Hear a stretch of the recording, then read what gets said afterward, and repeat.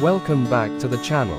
Today, we're traveling back over 1,400 years to the early medieval period, to a time when Britain, then known as Britannia, was a fractured, mysterious land of warlords, forgotten kingdoms, and fading Roman ruins. This is Britannia in 600 AD, classical building the shadow of Rome. At the start of the 7th century, Britannia was no longer the orderly Roman province it once was.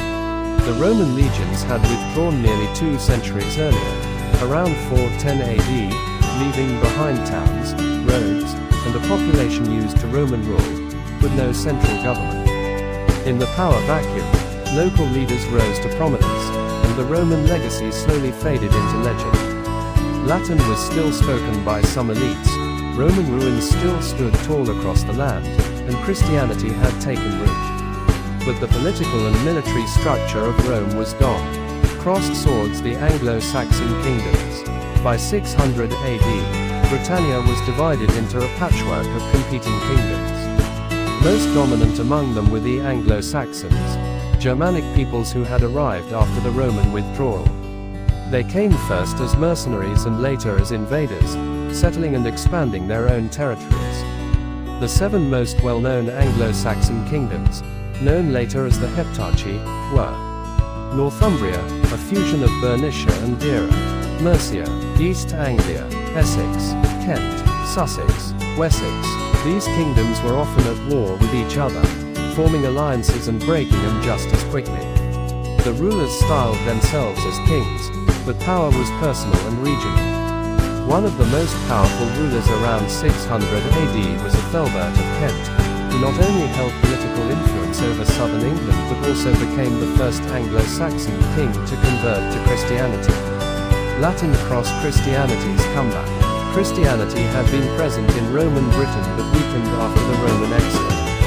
Paganism returned with the Anglo-Saxons, who worshipped gods like Woden, Thunna, and Tu. But in 597 AD, something changed.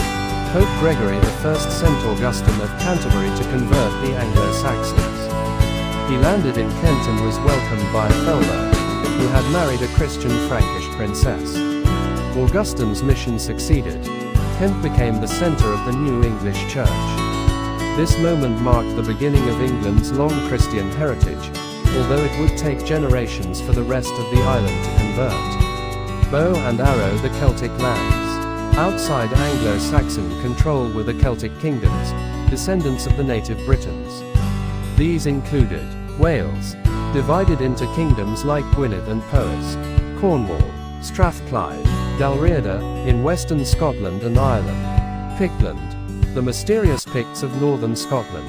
These regions held on to older traditions, languages like Old Welsh and Gaelic, and a more isolated form of Christianity, often called Celtic Christianity. They viewed the Anglo-Saxons as invaders and clung to their own identity, resisting conquest through battle and myth. Open book myths and legends. Around this time, tales of old Roman Britain began to blur with folklore. Stories of King Arthur, a heroic leader who fought Saxon invaders, gained popularity among the Britons.